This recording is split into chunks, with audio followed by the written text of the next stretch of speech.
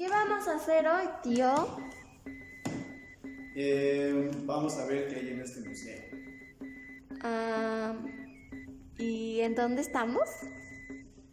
En el Museo Municipal de Zacatlán.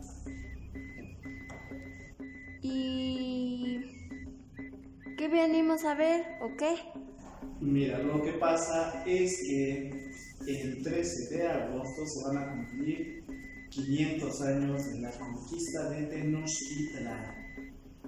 Ay, pero yo no quiero saber de eso ahorita. Son vacaciones. Uno no deja de aprender nunca, entonces no importa que sean vacaciones. De hecho, está bien que sean vacaciones porque sí, tenemos tiempo para visitar el museo. Ok, ¿y qué es eso de la conquista de Tenochtitlan. Esa cosa. Bueno, de la conquista. ¡Mira! Un perro pelón. Está bien chistoso. Ay, niña. Más respeto, niña. Soy una raza ancestral. Ancestral, quisiste decir. Sí, eso. Ah, sí, sí. ¿Y cómo te llamas? Tlamantic.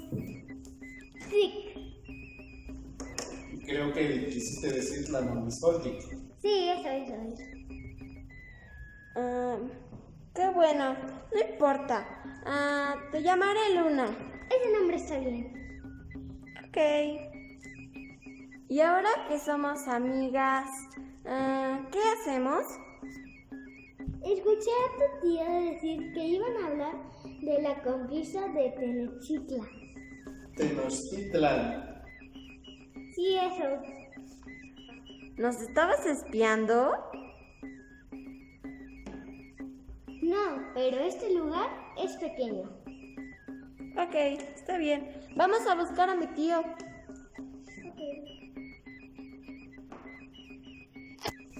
Bueno, niñas, lo primero que les puedo decir es que todos pensamos que hace 500 años conquistaron a México, pero antes México no era México. Eran muchas naciones, algunas estaban en conflicto con los mexicas, que son a quienes se les conquistó en realidad. Y de ahí se fue conquistando a otros pueblos. ¿Sí? Este intento de derrocar al imperio mexica empezó en 1519 y se completó en 1521. Sí, es cierto. Mi tatara, abuela, que era mascota de la Malinche, dijo que muchos pueblos estaban en guerra contra los mexicas. Los mexicas. Mexicas.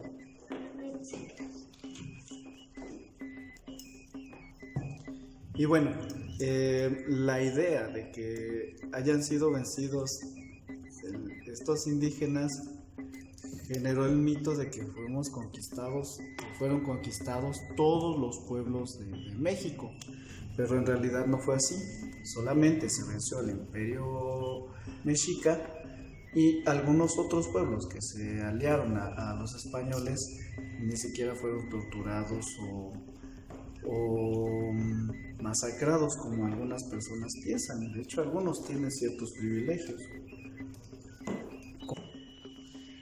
¿Y cómo lograron estos pueblos aliarse con los españoles? ¿Recuerdas que mencioné a la Malinche? Ella fue Intérprete. Intérprete entre los pueblos aliados. Y Hernán Cortés. Y eso. Ok.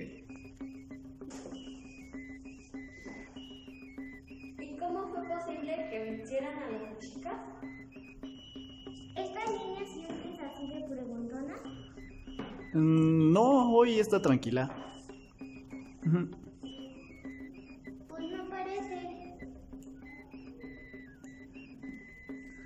¿Qué te digo? Yo conozco un experto. La conquista de México es un proceso complicado pero muy interesante.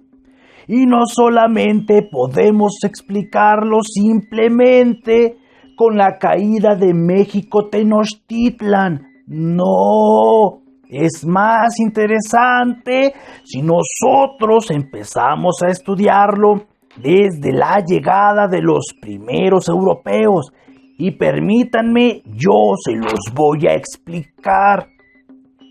La irrupción de los europeos no es nuevo en América. De hecho, ya los portugueses habían empezado una expansión, primero con las islas cercanas de Europa, como las islas Azores. Parece que tiene nombre de shampoo, pero no es un shampoo, así se llama. Y después le dieron la vuelta al continente africano. África no es un país, es un continente, porque hay luego quien piensa que es un país, y no. Después, los españoles, bueno, que en ese momento no eran españoles porque España no existe, sino son varios reinos, como el reino de Castilla, el de Aragón, etcétera. Ellos empiezan a copiar esas actividades que los portugueses están haciendo. ¿Y qué es lo que están haciendo? Empiezan a explorar porque hay cosas muy demandantes en Europa, como las especias, como la pimienta, la canela, el clavo, el anís y todo lo que sabe rico y le echamos a la comida. También a los europeos les gusta la seda y en Europa el gusano de seda se muere porque es bien delicado y solamente se reproduce muy contento en países tropicales como lo era la India, como era China, pero no habían llegado todavía.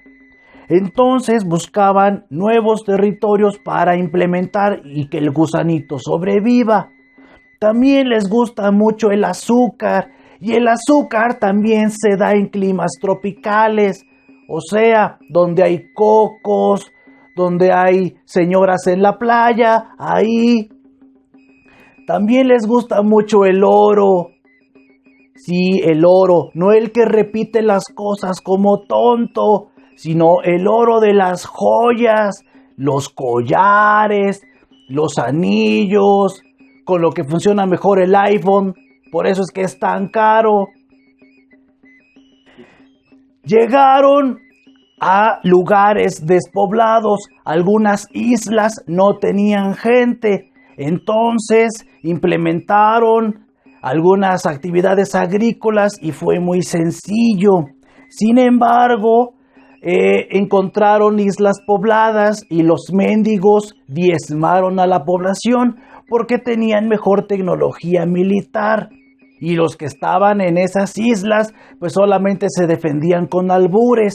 Y eso no duele, sí cala, pero no lastima.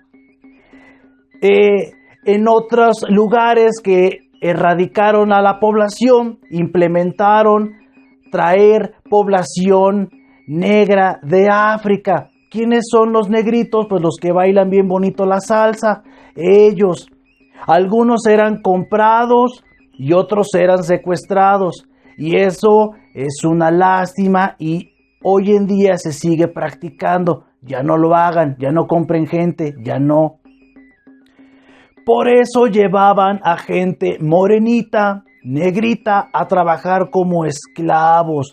Y desgraciadamente los trataban muy mal. Y esas actividades que hacían los portugueses, los españoles las van a comenzar a practicar.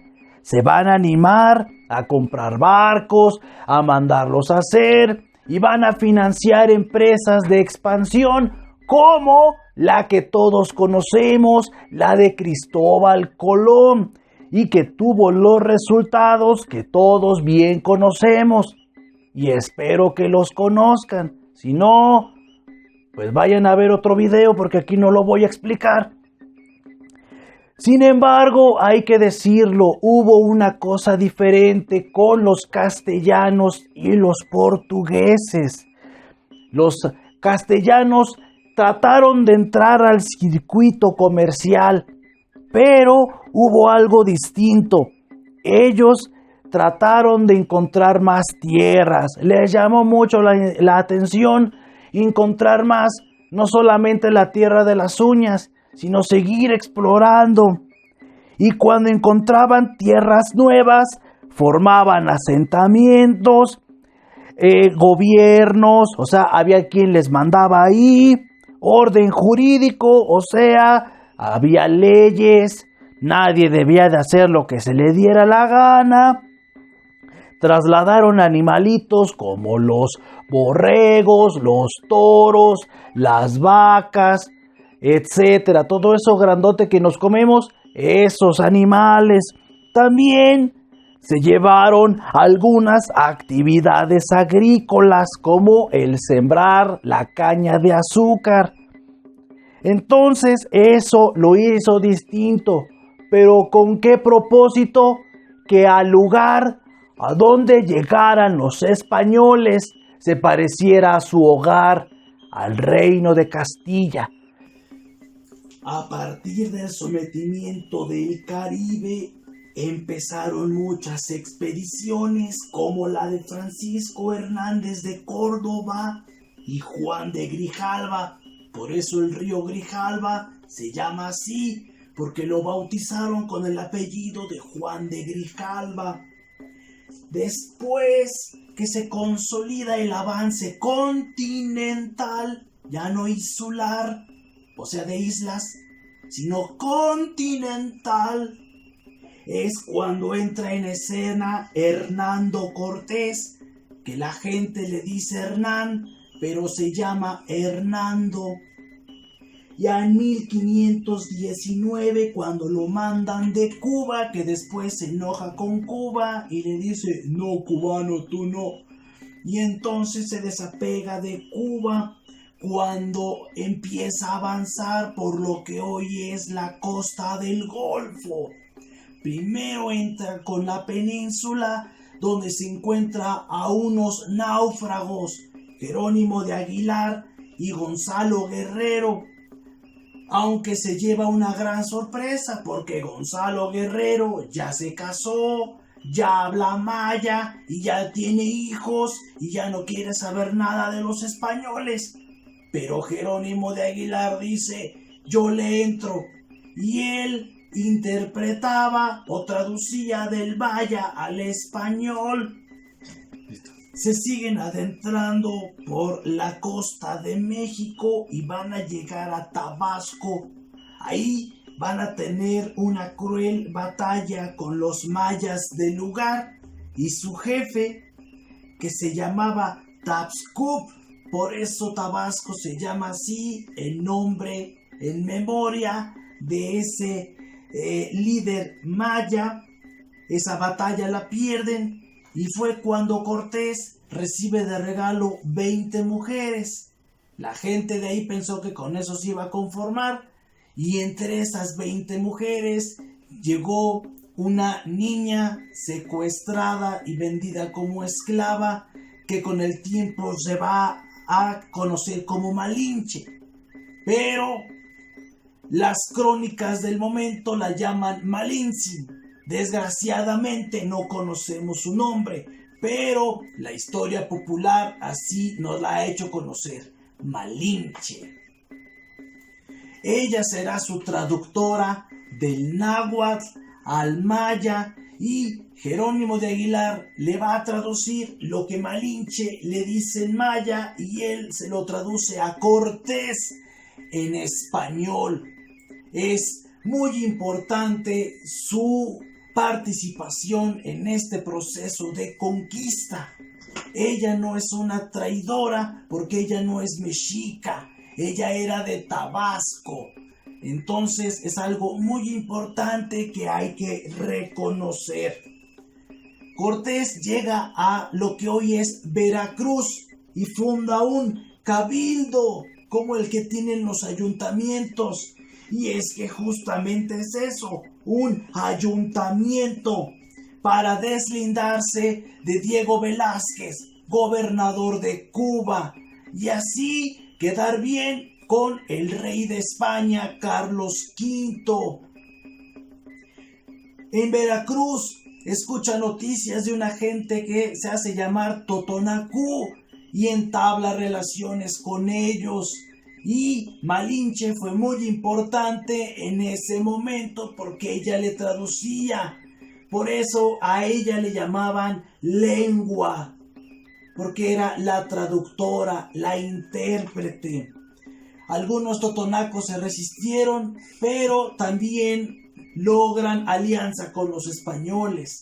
Al seguir avanzando, se encuentran con los señoríos tlaxcaltecas, que al principio oponen resistencia, pero forman la gran coalición, alianza, que va a derrotar al imperio mexica. Ellos le van a hablar del señor que está atrás de los volcanes, de las montañas. Un imperio muy, muy grande. Le van a hablar de Motecuzoma, de Moctezuma Xocoyotzin. Él era el Tlatoani, que los españoles van a traducirlo como cacique, una palabra taina que significa señor o líder o guía. A los pocos días los españoles llegan a Tenochtitlan y aunque al principio fue una visita pacífica, a los pocos días empieza la ocupación militar y empiezan a someter, gracias a que aprisionan a Moctezuma. De noviembre de 1519 a junio de 1520, los españoles aprovechan para informarse del imperio, de las alianzas que tiene, de cómo vive y cómo era la vida en ese lugar. Empieza a reforzar sus alianzas y con la aprisionada que le hacen a Moctezuma, el imperio se cae como la esfera de Star Wars que explota y hace plup. Así empieza a explotar la integridad política de la Triple Alianza. Quitan a Moctezuma como su tlatoani y va a ser Cuitláhuac el que va a sustituirlo, aunque él va a ser una de las víctimas de tantas de una enfermedad devastadora que llega de Europa, la viruela. Y se sabe que la viruela llegó a matar a mucha gente. Se calcula que pudo haber sido 3 millones o 10 millones de aquellos que murieron por contagiarse de viruela. ¿La viruela qué es? Pues te contagias y te salen unas ronchas grandes, grandes, grandes como mis ojos. Y te sale pus y duele y te da comezón y ¡ah!